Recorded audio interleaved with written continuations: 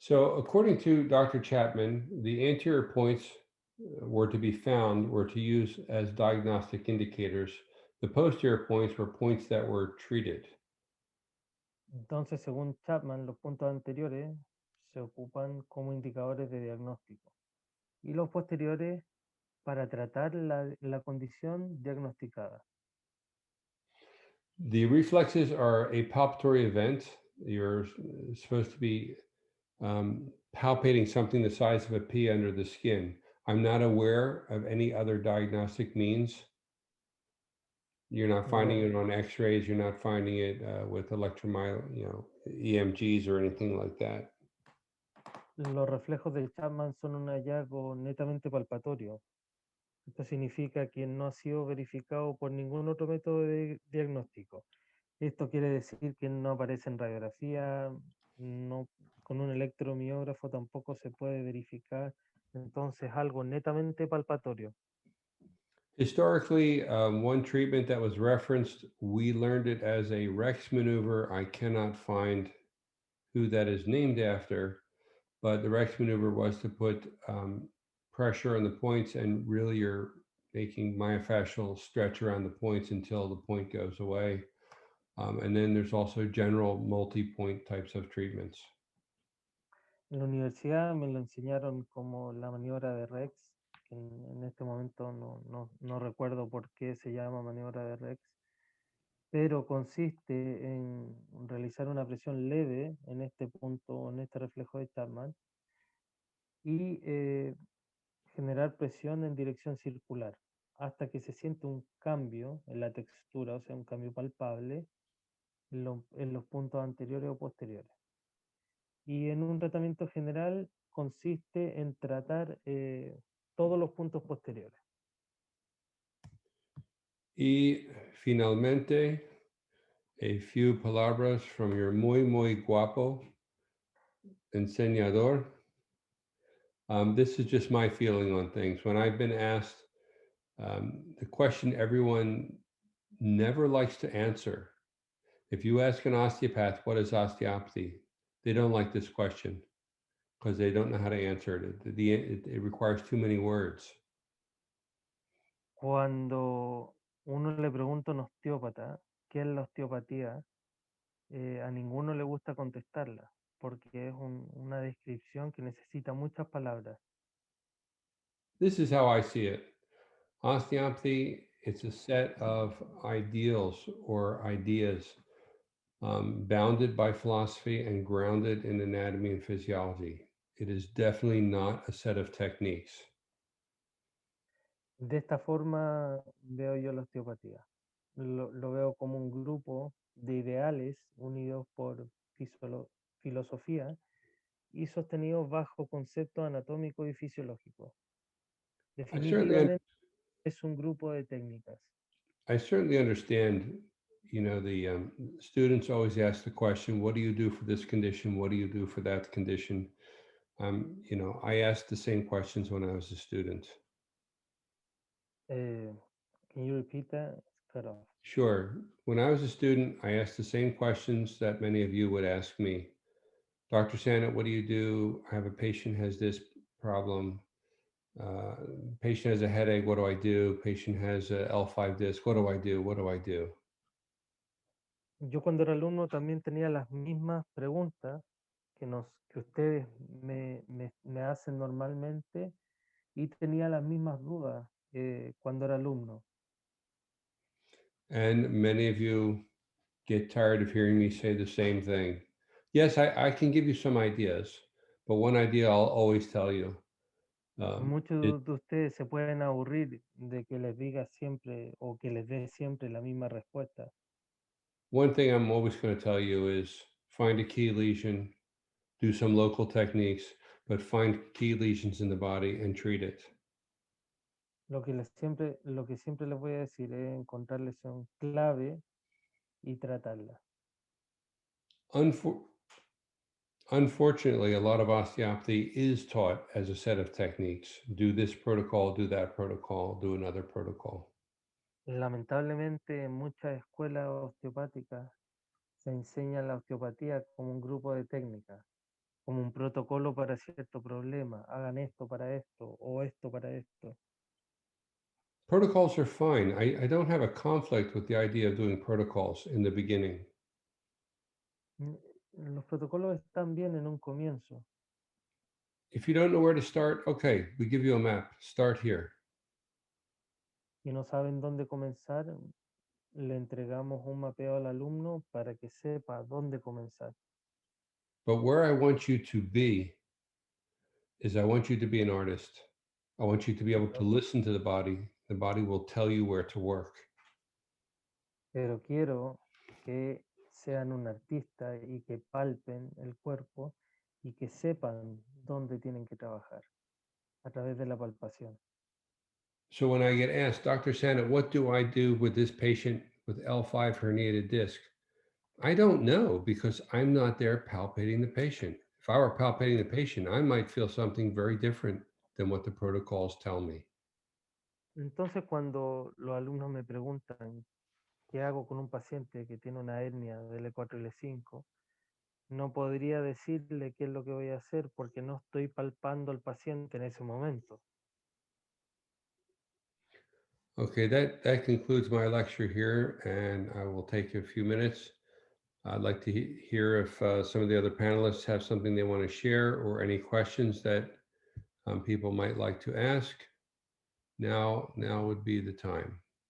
En esta etapa entonces vamos a contestar preguntas. También hay varios panelistas osteópatas que también pueden contestar sus preguntas. Any questions? ¿Alguna pregunta? Okay, so Boris has a question.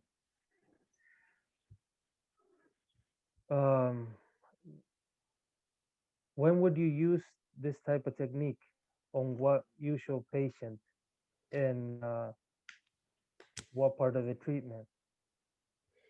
My honest answer, I'm not using Chapman's reflexes. So when Christian and I had this discussion earlier, a little bit of a longer answer. Osteopathy has many different parts to it. So I can tell you historically about Chapman's reflexes, but it's not something that I'm incorporating into a treatment. There is a general treatment for Chapman's reflex that I have used for lymphatic reasons. If you have congestion, that's the only thing that I've used it for, but others may be using it in other ways. Boris, Steven en lo general solo lo ha ocupado por razones linfáticas, ya como lo hablamos la última vez, como en pacientes con algún problema respiratorio. La verdad es que no lo ha ocupado como lo describe Chapman originalmente. Mike, have you used it in... I was going to say, I think that I use them a little bit more often than Steve does, but to his point, I find that they can be addressed or relieved by doing other techniques. I will use them generally more as an assessment tool, and I'll go back and reassess them, and after a treatment or two, they won't be there anymore. Okay. If I'm doing visceral or some other type of lymphatics or... Mike, Boris dice que él lo ocupa mucho más que Steve, pero como una herramienta de diagnóstico.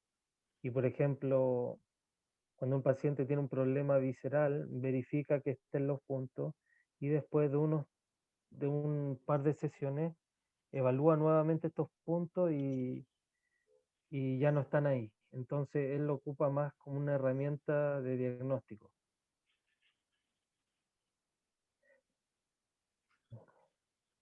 I have another question.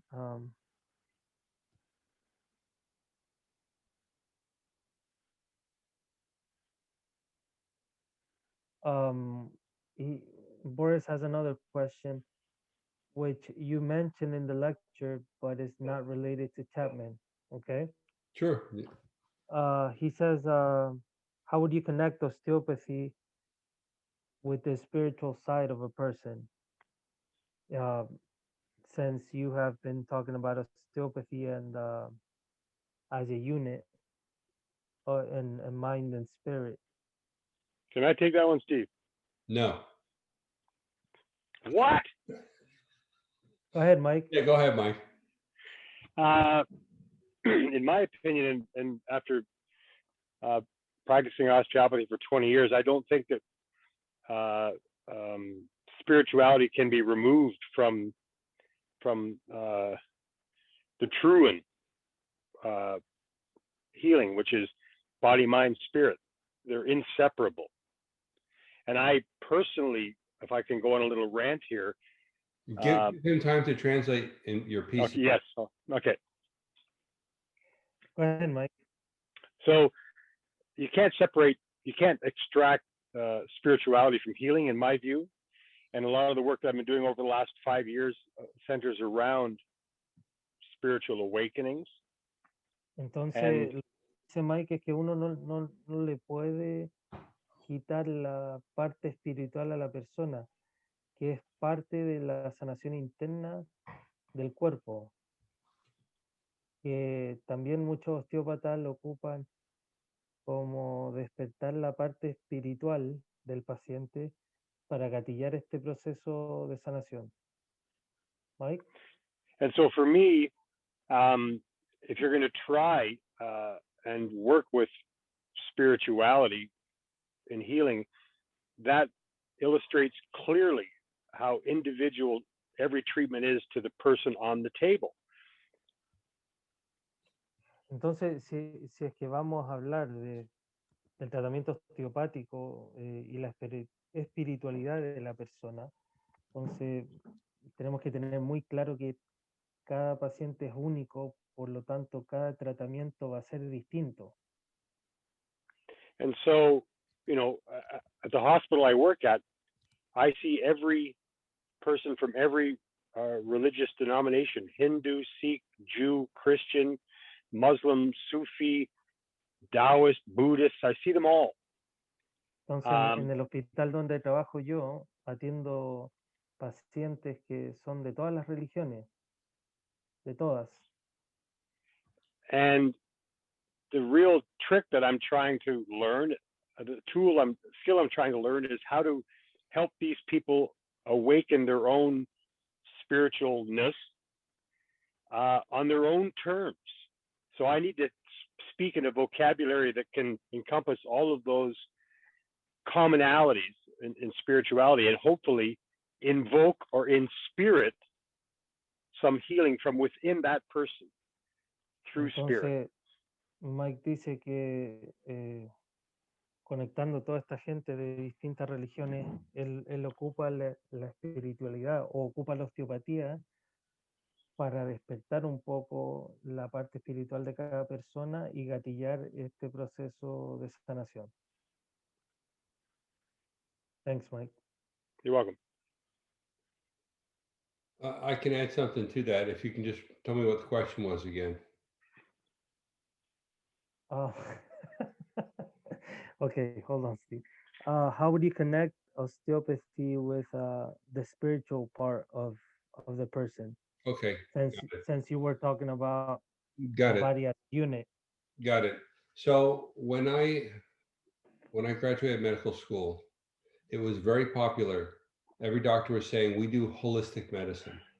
We treat the whole person. It was like an advertisement, everyone say it. Cuando Steve estaba en la universidad, estaba muy de moda la palabra holística, que hacemos tratamiento holístico, que tratamos todo el cuerpo.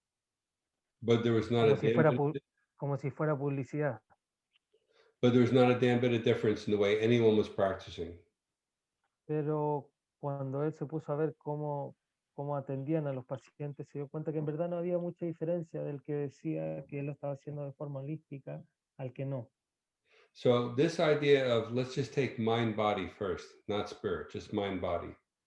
Tomemos en cuenta la mente y el cuerpo. Vamos a dejar el espíritu fuera por un ratito. The idea of mind-body connection, this is an old idea in the East, in Asia, and I suspect what Mike's talking about, in tribal areas, these are old ideas.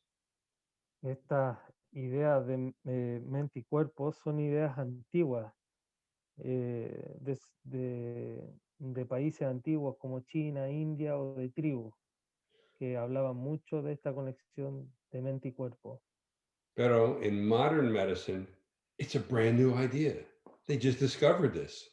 Pero en medicina moderna, aparentemente es como si lo hubiesen descubierto recién. So I don't think this is a difficult, it's not a difficult concept to say that if your emotions are bad, it's going to have an effect on your physical body. If your physical body is bad, it's going to start to have an effect on your emotions. I don't think anyone finds that idea difficult. Ahora podríamos todos estar de acuerdo con que si yo me siento mal de forma emocional, empieza a afectar mi cuerpo físicamente. Podemos todos estar de acuerdo con esto y parece como algo lógico. Now, we talk about spirit. What does that mean aside from magical things, fantastic things? What does it really mean to talk about spirit? Pero cuando ya entramos a hablar de lo espiritual, ya cómo describimos lo espiritual, entonces ya entramos en algo distinto. So I'm going to give you the Steve Sanet definition of what spirit is. Spirit is Right. what's really you all the way deep down to your bones. Can you repeat that, Steve? Yeah. Sorry. What is spirit is not what you're thinking right now. It's what drives you. It's maybe what Sigmund Freud called your id, whatever your deepest mission, thoughts, feelings are here. It's more eternal than just what you think right now or being angry right now. Él en lo personal piensa que el espíritu es algo profundo que tenemos todos por dentro y que nos lleva a ser o nos lleva a la misión por la que estamos acá. Esa es su opinión personal. So Para contestar un poco lo tuyo, Boris. tonight, after I had my dinner, I didn't have any ice cream. I'm a little unhappy about that, but it didn't really affect my spirit. Entonces él después de comer hoy día en la noche no se comió su helado después de la cena. Está un poquito enojado, pero no afectó a su espíritu. If I had some ice cream, I'd be a little happier right now, and that wouldn't affect my spirit either. Y si se hubiese comido el helado, a lo mejor estaría un poco más feliz, pero tampoco afectaría a su espíritu. But if one of my parents suddenly died tonight, that will be more difficult. Pero si uno de sus papás hoy día falleciera, ahí ya podríamos empezar a tocar un punto más espirituales. Entonces, Now, if that happens tonight, my parents are 88 and 86. That's a very deep effect. And there's a process where it goes through your body. It leaves marks in your physical body, it leaves marks in your mental body. cuando una persona, por ejemplo, fallece, alguien cercano, deja una marca física, But, entra por el cuerpo como algo emocional, igual deja algo físico. but even so, should that happen tonight, we are built to process that and to move on. Pero nosotros estamos hechos para procesar hasta esa información y para seguir adelante. Sometimes we don't move on. Muchas veces no seguimos adelante. So how does osteopathy help with that? Entonces, ¿cómo ayuda la osteopatía a ese paciente que no logra salir adelante? I can't make that pain go away for you. Yo no puedo hacer que ese dolor interno se vaya o quitarte ese dolor interno por el fallecimiento de una persona cercana. I can ease some of the physical manifestations, deal with some of the physical pain, sweating, sleep. I can help Pero with those. podemos cambiar las manifestaciones físicas por culpa de este evento. If I can help with physical things, then your mind might be a little more clear. Si podemos ayudar a estas manifestaciones físicas, a lo mejor la mente del paciente va a estar más clara. If your mind is a little bit more clear, we might be able to find that spot in your body where you're holding that energy. Si es que la mente está un poco más clara, a lo mejor podemos encontrar ese lugar del cuerpo donde está acumulada esta energía. But that will be your choice to continue to hold it or to look at it and let it go. Pero ahí ya también el paciente tiene que decidir si lo va a soltar. Osteopathy doesn't solve all your problems. La osteopatía no resuelve todos los problemas. You solve all your problems Uno resuelve sus problemas when you're ready to. cuando estamos listos. I'm going to help you see that holding on to the problems is not good for you. Él dice que no es bueno aferrarse a estos problemas. So we can make this really simple, and we can make it really simple. Maybe I can just help with the physical pains that you have, and that's it. Maybe that's as far as my talent goes. Pero si lo llevamos a lo simple, podría ser un osteópata que solo alivie las manifestaciones físicas y listo. And maybe that will impact your emotional life and maybe your spiritual life. Y a lo mejor eso va a tener un impacto en el lado emocional del paciente y una consecuencia en el lado espiritual. If I can listen really well, I might be able to find where your life is being affected more. Because I'm listening, I'm looking, I'm not forcing anything. Si escuchamos, por ejemplo, el paciente y solo escuchamos, a lo mejor eso también nos va a ayudar a llegar al problema más fácil, porque no estamos buscando, estamos solo escuchando. So the answer for you, Boris, is this. Osteopathy is not fixing your spirit. Maybe Boris will fix somebody's spirit. Entonces, la osteopatía no va a arreglar el espíritu, sino que a lo mejor la persona va a arreglar su espíritu. But you can't force someone to be well. You can't force anything. You can just shine the light on it. Pero no podemos forzar a una persona que se mejore, solo le podemos alumbrar esa zona. Sebastian, if you're texting, I'm going to kill you. I'm coming right down there. There's another question from Kenneth. Somebody take Sebastian's phone away. He's texting. No? Okay. Go ahead. This means that we have to really palpate the whole body to find the points. Right? But what does palpate mean? Palpate doesn't mean pushing necessarily. Palpate means sensing. So you palpate with your eyes. Fred Mitchell wanted us to see where things are out of balance. Fred Mitchell was very adamant about that, actually. Cranial people want us to feel these small things. Fred Mitchell wanted us to see things. I want you to feel energy. I want you to do all of it. All of that is listening. Para poder, Kenneth preguntó si había que palpar todos los puntos para diagnosticar, y el Steve le dice que en verdad para fijarse en el punto no hay que empujar fuerte, sino que hay que escuchar. ¿Ya? Y hay que intentar escuchar esta zona más que palpar fuerte o hundir la zona donde sentimos el reflejo. And if I can just add to what Steve is saying, when you set up a space where people can honestly express themselves and talk about things that they maybe wouldn't say to somebody else about spirituality, or just giving them a safe space to express themselves, sometimes is enough